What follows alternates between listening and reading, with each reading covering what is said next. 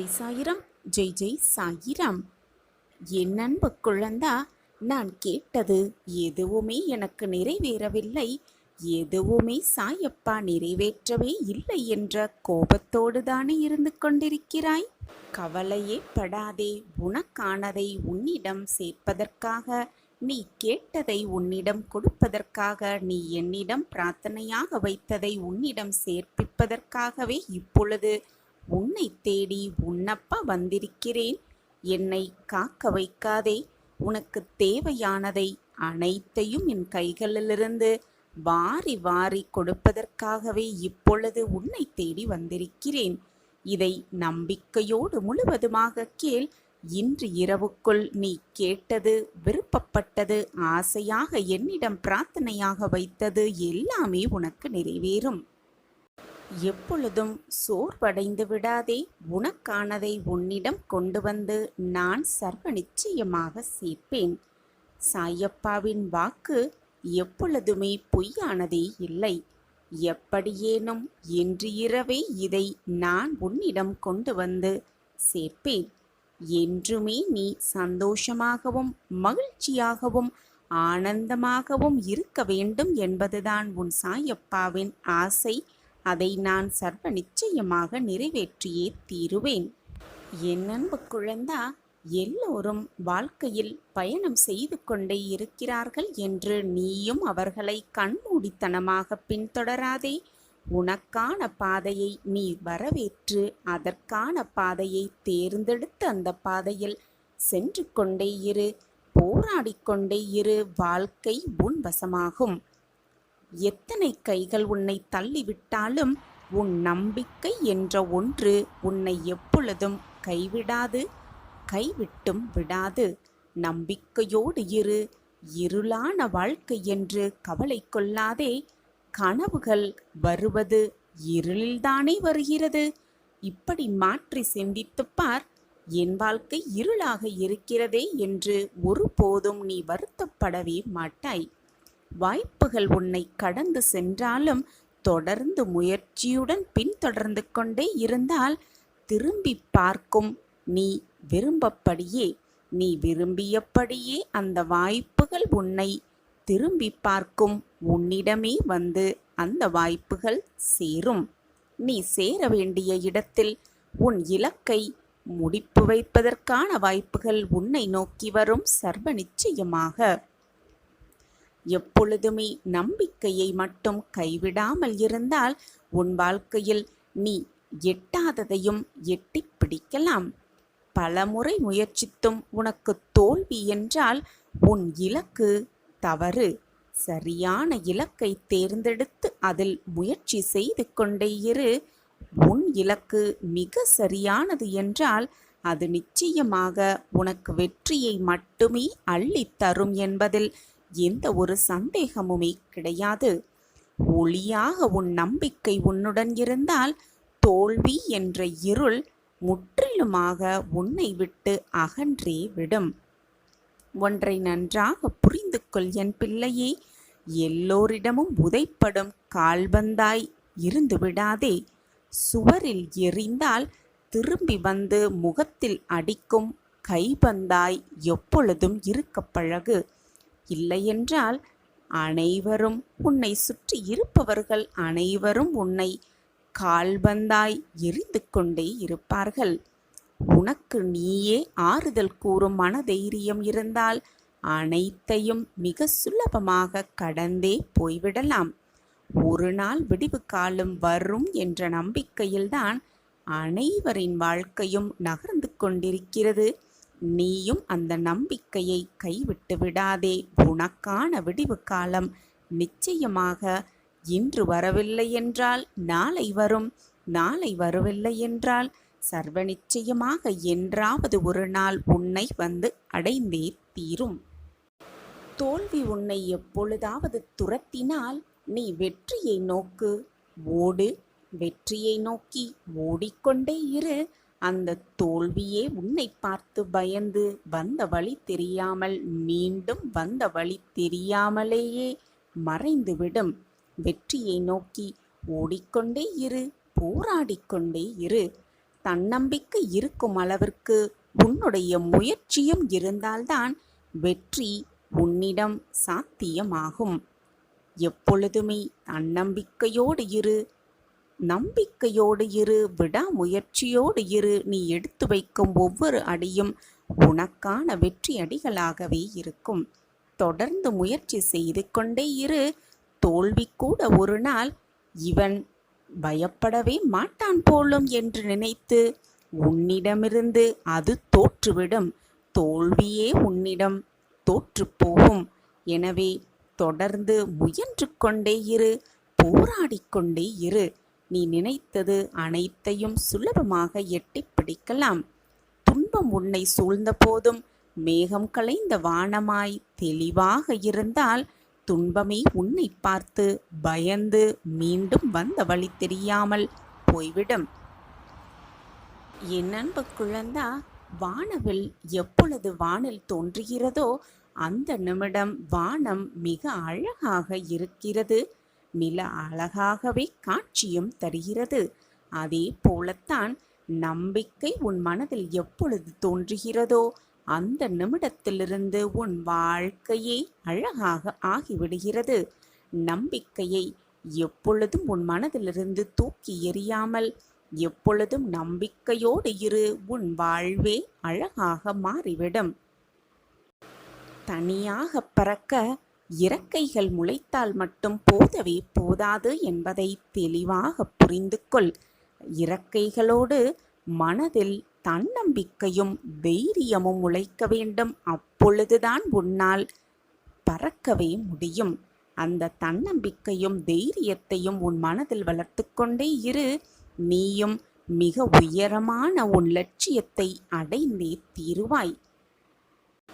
எப்பொழுதுமே உன் மனதில் உச்சரிக்க வேண்டிய வாக்கியம் என்ன தெரியுமா? என்னால் முடியும், என்னால் முடியும் என்று சொல்லிக்கொண்டே இரு. முடிக்காததையும் முடித்து காட்டும் வல்லமையும் தைரியமும் மனோதைரியமும் உன்னில் தானாகவே வந்துவிடும். வெற்றியாளரின் பாதையில் சென்று விரைவில் வெற்றி அடைவதைக் காட்டிலும் உனக்கென ஒரு பாதையை உருவாக்கு. அதில் நம்பிக்கையோடு பயணப்பட்டு கொண்டே இரு. நிச்சயமாக வெற்றி உன் வசமே. உன் வழியில் உன்னை பின்பற்றி வர பலர் காத்து இருப்பார்கள். பலருக்காக உனக்கான வழியை தேர்ந்தெடுத்து வாழ கற்றுக்கொள். பல பேர் உன்னை பின்தொடர்ந்து வருவார்கள். அதுதான் உண்மையான வாழ்க்கை.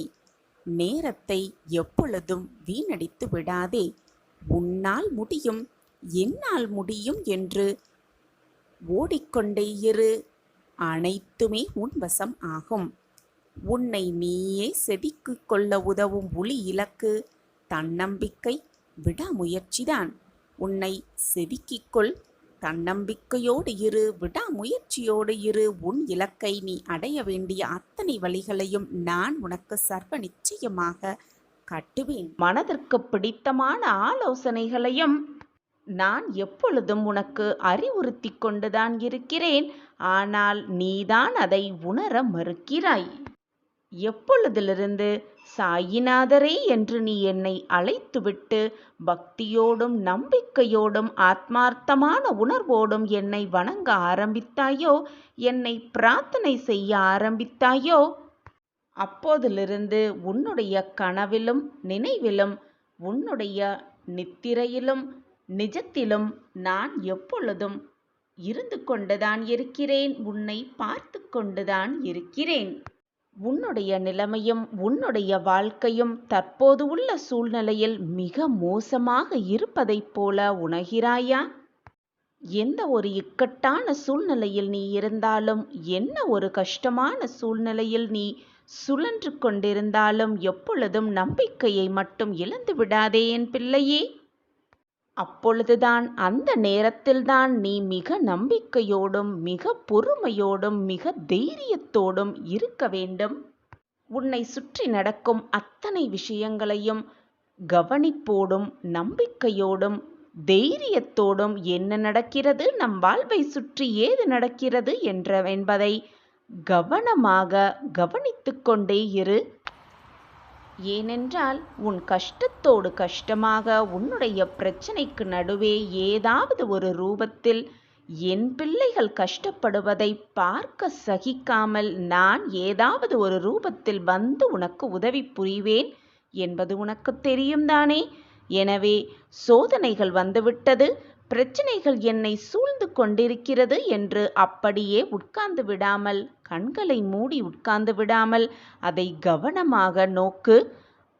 ஏதாவது ஒரு ரூபத்தில் வந்து உனக்கு நல்ல பதிலை, உன் பிரச்சனைகளுக்கான தீர்வை உன் சாயி தேவா நான் தருவேன் சர்வ நிச்சயமாக. எப்பொழுதுமே ஏதாவது ஒரு பிரச்சனை வந்தால் ஏன் போட்டு உன் மனதை சுழன்று கொண்டும் போராடி கொண்டும் இருக்கிறாய்? உன் பிரச்சனையை தீர்க்க எப்பொழுதுமே என் காலடிகள் தயாராக இருக்கிறது. ஓடோடி வந்து உன் பிரச்சனையை நான் சரி செய்வேன் ஏதாவது ஒரு ரூபத்தில்.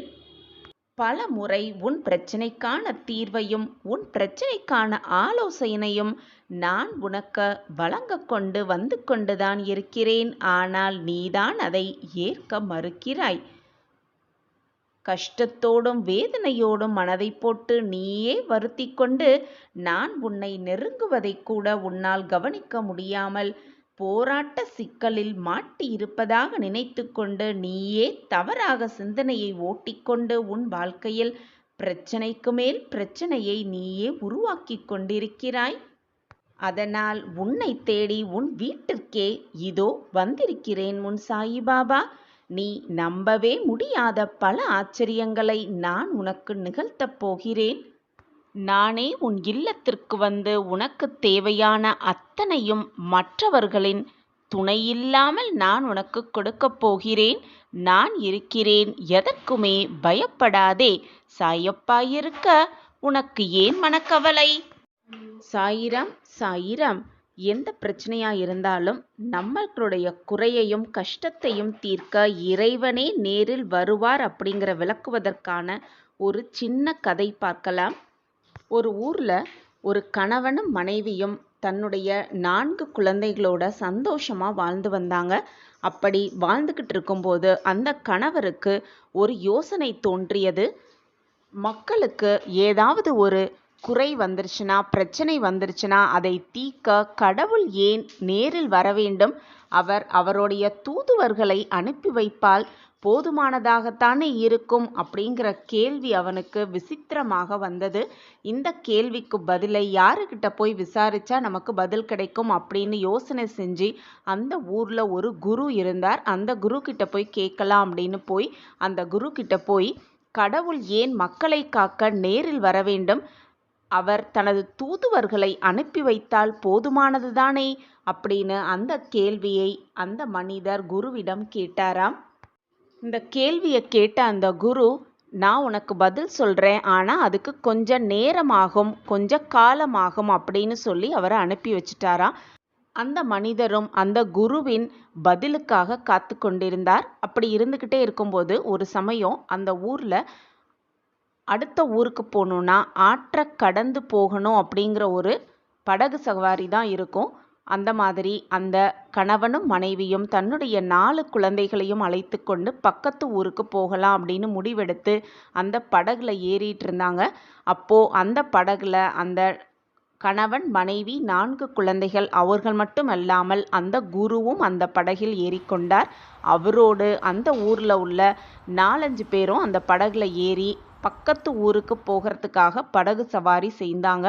அப்படி செஞ்சுக்கிட்டே இருக்கும் பொழுது திடீர்னு அந்த படகுல இருந்த குரு என்ன பண்ணார்னா, அந்த 4 குழந்தைகளில் எந்த குழந்தை மிக சிறிய வயதுள்ளதாக குழந்தையாக இருக்குமோ அந்த குழந்தையை எடுத்து தூக்கி அப்படியே தண்ணியில் போட்டுட்டாராம்.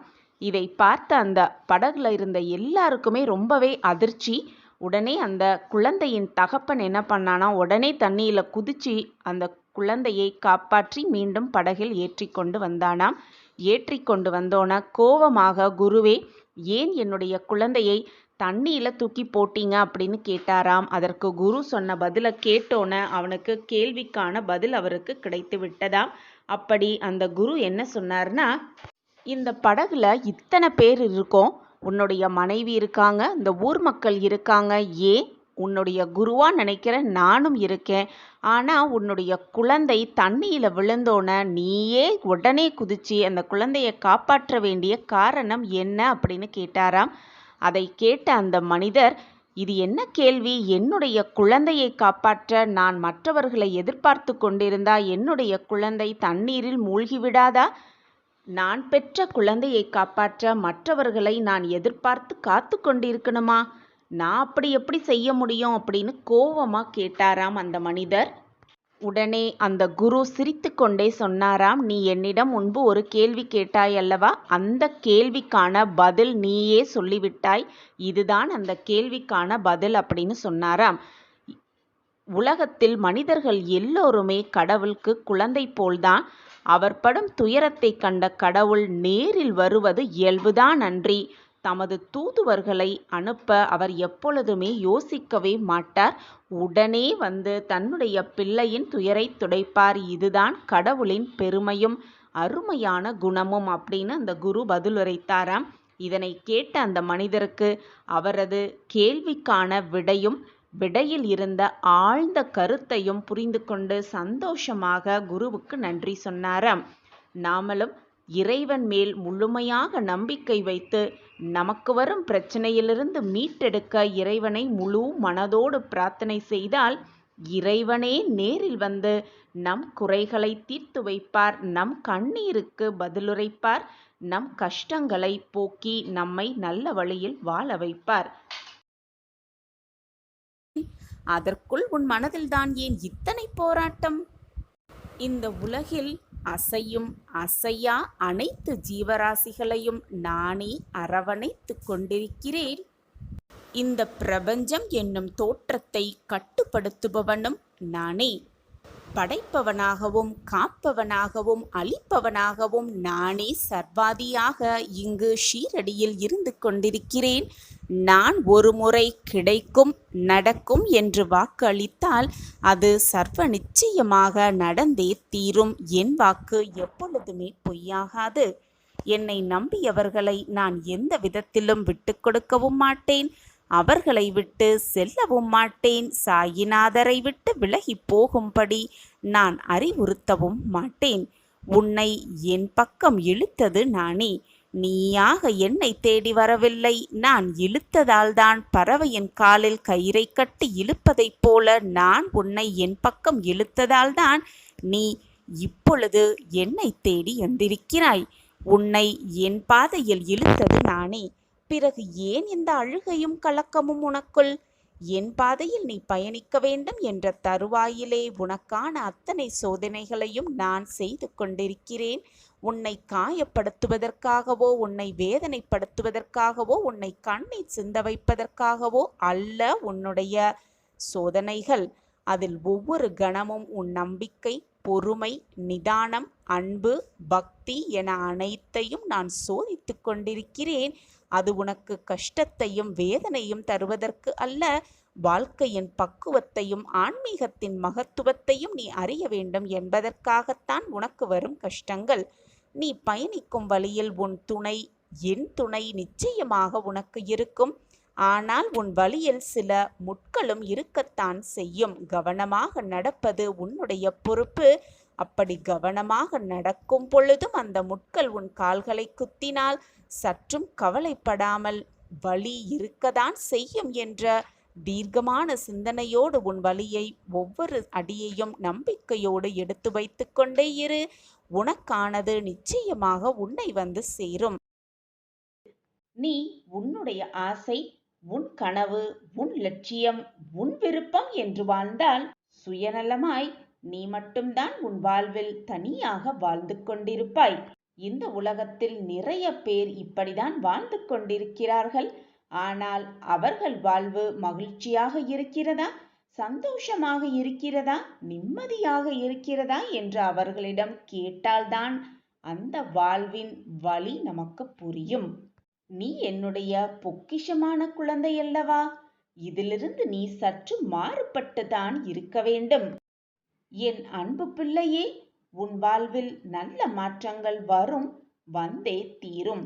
திருப்பம் உன் வாழ்வில் நிச்சயமாக நான் அமைத்து தருவேன் குழந்தை. இந்த உலகத்தில் சுயநலமாக இருக்கக்கூடிய மனிதர்கள் எல்லாம் எப்படி என்றால் ஓசை இல்லாத இசைக்கருவி போல இருக்கிறார்கள். கண்மணியே, உன் வாழ்வில் ஒரு நல்ல மாற்றத்தை நான் ஏற்படுத்தத்தான் போகிறேன். ஆனால் நீயோ இழப்புகளை தாண்டி உன் வலிகளை உதறி தள்ளிவிட்டு தூய்மையான மனதோடு நம்பிக்கையோடும் என்னிடம் வா. நீ கேட்ட அனைத்தையும், நீ விரும்பிய அனைத்தையும் நான் உனக்கு தர காத்து கொண்டிருக்கிறேன். நீ கேட்டது மட்டுமல்லாமல் அதோடு சேர்ந்து ஆன்மீக பலத்தையும் சேர்த்தே உனக்கு வழங்கவிருக்கிறேன் என் பிள்ளையே. பிள்ளையே, உன்னை நான் தாங்கி பிடித்தேன், உன்னை கோபுரத்தில் உட்கார வைப்பேன் என்ற வாக்களித்தேன் அல்லவா? கண்டிப்பாக அதை நான் நிறைவேற்றியேன் பிள்ளையே. நான் நிச்சயமாக வாக்கை மீறவே மாட்டேன். உனக்கு எவ்வளவு முடியுமோ அவ்வளவு நேரம் என்னை உன் குருவாக ஏற்றுக்கொள். உன் வாழ்நாள் முழுவதும் என்னை உன் குருவாக ஏற்றுக்கொள். உன் குரு எப்பொழுதும் தன் பிள்ளையின் சந்தோஷத்திற்காக உழைத்து கொண்டிருப்பார். அதற்காகவே சிந்தித்துக் கொண்டிருப்பார். அதற்கான வேலையை செய்து கொண்டே இருப்பார். நானும் உன் குரு அல்லவா? நீ என் பிள்ளையான கண்மணி அல்லவா? உனக்கு சந்தோஷத்தையும் மகிழ்ச்சியையும் ஆனந்தத்தையும் அற்புதத்தையும் அள்ளி அள்ளி தராமல் வேறு யாருக்கு தருவேன் என் குழந்தையே? குழந்தையே, நீ வேண்டியது அனைத்தும் நீ வேண்டியபடியே நடக்கும். ஏனென்றால் உன்னுடைய வேண்டுதலை நான் செவிசாய்த்து விட்டேன். அது என் காதில் விழுந்தும் விட்டது. இதோ உன்னுடைய பிரார்த்தனைக்காகவும் வேண்டுதல்களுக்காகவும் பலனோடும் பயனோடும் நான் உன் வீட்டு அருகில் வந்து கொண்டே இருக்கிறேன். அனைத்தும் இனி சுகமாகவே நடக்கும். சாயிநாதா, என்னுடைய சுகபோக வாழ்வு ஒரு மேகத்தை போல சடார் என்று கலைந்து விடுகிறது. கஷ்டமான நாட்கள் என்னை கைது செய்து விட்டன. என்னுடைய மனதும் நரம்பும் தளர்ந்து விட்டபடியால் இரவு நேரங்களில் உறக்கம் என் கண்களை வந்து தழுவுவதே இல்லை. நான் சந்தோஷமாக இருந்த காலங்கள் எல்லாமே கனவாக கலைந்தே விட்டது.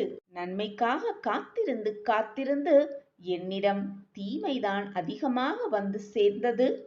நான் முழுவதுமாக நம்பியவர்கள் எல்லாம் துரோகத்தை எனக்கு இழைத்தார்கள். நான் நீதிப்படிதான் என் வாழ்க்கையில் நடந்து கொண்டிருக்கிறேன். ஆனால் அநீதி என் வாழ்க்கையில் குடிகொள்ள வந்திருக்கிறது. அழகான மழை துளிகளை கேட்ட எனக்கு கண்ணீர் துளிகள்தான் பரிசாக கிடைத்திருக்கிறது. இப்படிதானே குழந்தையே, மனதில் ஒரு அமைதியே இல்லாமல் புலம்பிக் கொண்டும் வேதனையோடும் தவித்துக் கொண்டிருக்கிறாய். வெளிச்சத்தில் உன் கால்கள் தடுமாற செய்கிறது. இரவில் உன் கண்கள் வெளிச்சத்தை தவறிவிடுகிறது. திடீர் திருப்பம் வந்து உன் வாழ்க்கையில் நீ ஏற்றத்தை அனுபவிக்கும் அந்த சந்தோஷத்தை உணர மறுக்காமல் உன் மனம் எப்பொழுதும் கவலையிலேயே லயித்து கொண்டிருக்கிறது என் பிள்ளையே. இப்போதைக்கு நீ நீயாகவே இல்லை. உன் எண்ணமெல்லாம் வேறு எங்கோ உள்ள. உன்னுடைய இந்த நிலை அடியோடு மாற வேண்டும் என்றுதானே உன் அப்பாவிடம் வந்து பிரார்த்தனை செய்து கொண்டிருக்கிறாய். குழந்தையே, அனைத்தும் வெகு விரைவில் மாறும். மாற்றங்கள் உன் வாழ்வில் நிகழும். நிகழ்வது அனைத்துமே நல்ல மாற்றங்களாகவே இருக்கும். நிரந்தர நன்மையாகவே இருக்கும். வருத்தப்படாதே, கலங்காதே என் கண்மணியே. நிச்சயமாக உன்னுடைய இந்த நிலையை நான் மாற்றி காட்டுவேன். உன்னுடைய இந்த நிலை உனக்கு நிரந்தரமே அல்ல.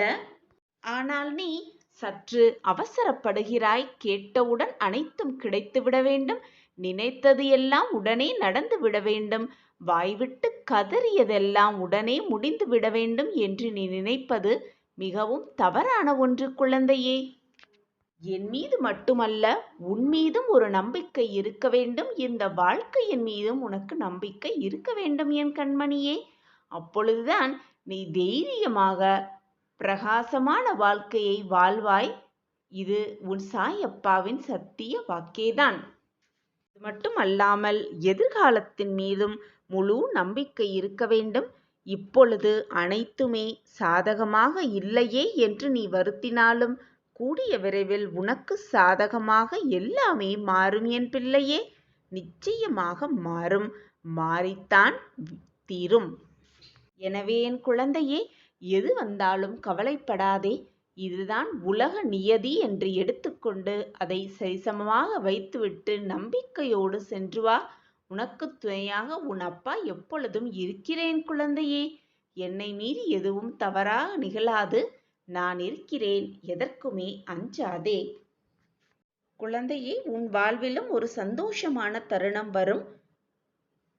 அந்த நல்ல மகிழ்ச்சியான தருணம் உனக்காகவே காத்திருக்கிறது. உனக்கு மிக தெளிவாகவே புரியும். உன் வாழ்வில் நீ நினைத்து கூட பார்க்காத நம் வாழ்வு எப்படியெல்லாம் இருக்கக்கூடாது என்று நினைத்தாயோ அப்படியெல்லாம் தான் இப்பொழுது உன் வாழ்வில் நடந்து கொண்டிருக்கிறது. நீ எதிர்பாராத விஷயங்களும் உன் மனம் ஏற்றுக்கொள்ளாத விஷயங்களும் தான் நிகழ்ந்து கொண்டிருக்கிறது.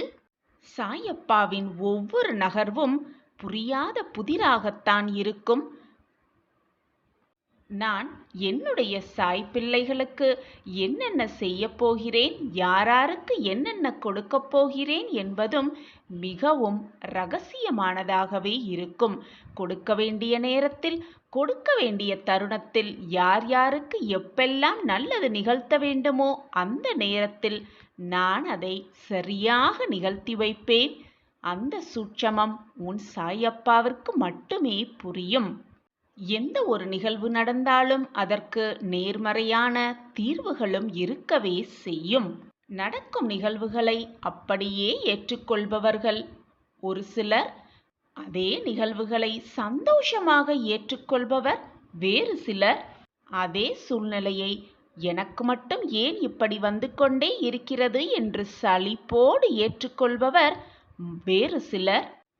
உன் சாயப்பா என்ன நிகழ்வுகளை, என்ன சோதனைகளை உனக்கு கொடுத்தாலும் அதை அப்படியே ஏற்றுக்கொண்டு நிதானமாக உன் வாழ்க்கையில் பயணித்து கொண்டே இரு. உனக்கு என்ற நேரம் வழும்பொழுது அந்த நேரத்தை உனக்கு சாதகமாக மாற்றுவேன். கண்ணிமைக்கும் நேரமே போதும். அனைத்தையும் உனக்கு சாதகமாக மாற்ற என்னால் முடியும் குழந்தையே.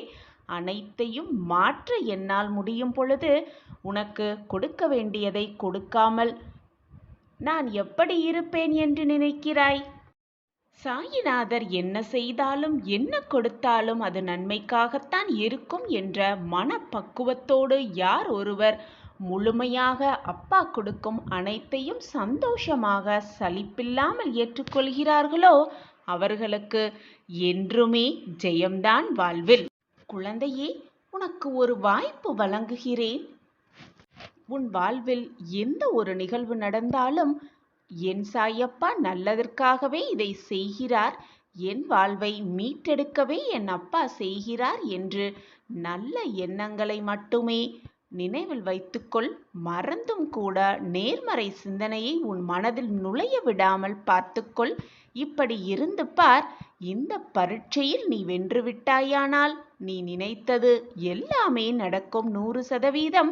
உன் எண்ணங்கள் போல், உன் நாவிலிருந்து வரும் சொற்கள் போல் உன் வாழ்வும் எப்பொழுதுமே வெற்றிகரமாகவே இருக்கும். எது நடந்தாலும் உன் எண்ணங்களை மட்டும் நேர்மறையாக வைத்துக்கொள். எதிர்மறை எண்ணங்களை மறந்தும் கூட உன் எண்ணத்தில் நுழைய விடாதே. எது நடந்தாலும் சரி, காரணமாக சோகத்தின் எல்லைக்கே நீ இருந்தாலும் சரி, வாழ்வே முடிய போகும் தருணத்தில் இருந்தாலும் சரி, மலையே இடிந்து உன் தலையில் விழும் தருணத்தில் இருந்தாலும் சரி, எந்த சூழ்நிலையாக இருந்தாலும் சரி, அந்த நிலைமையில் கூட எதிர்மறை எண்ணத்தை உன் மனதில் நுழைய விடாதே. எப்பொழுதும் நேர்மறையாகவே நில். இது நடப்பது நன்மைக்கே. இது நடந்து கொண்டிருக்கிறது என்றால் ஏதோ ஒரு காரணத்திற்காகத்தான் சாயப்பா இதை நிகழ்த்தி கொண்டிருக்கிறார். என் வாழ்வை புதுப்பிக்கத்தான் என் சாயப்பா இதை நிகழ்த்தி கொண்டிருக்கிறார். நான் எப்பொழுதும் வாழ்வில் ஜெயிப்பேன். வாழ்வதற்காகவே, நான் வெற்றியடைவதற்காகவே இந்த நிகழ்வுகள் எல்லாம் என் வாழ்வில் நிகழ்ந்து கொண்டிருக்கிறது. நான் தைரியமாக இருக்கிறேன். பொறுமையோடு அனைத்திற்கும் காத்திருப்பேன். எனக்கு அற்புதம் நிகழும். என் வாழ்வில் அதிசயங்கள் நிகழும். நிச்சயமாக நான் வாழ்வில் ஜெயிப்பேன். வாழ்வதற்காகவே, வெற்றியடைவதற்காகவே நான் உழைத்து கொண்டிருக்கிறேன். என் உழைப்பு வீண் போகாது. எனக்கு துணையாக என் அப்பா இருப்பார். நான் வெற்றியடைவேன். நான் வாழ்க்கையில் ஜெயிப்பேன். கோபுரத்தின் உச்சியில் போய் அமர்வேன். என்னை சுற்றி இருப்பவர்கள் என்னை அண்ணாந்து பார்க்கும் அளவிற்கு நான் வாழ்க்கையில் உயர்வேன். என்னை வேண்டாம் என்று உதறி சென்றவர்கள் எல்லாம் என்னை தேடி வருவார்கள். நிச்சயமாக என் அன்பை புரிந்து கொண்டு வருவார்கள்.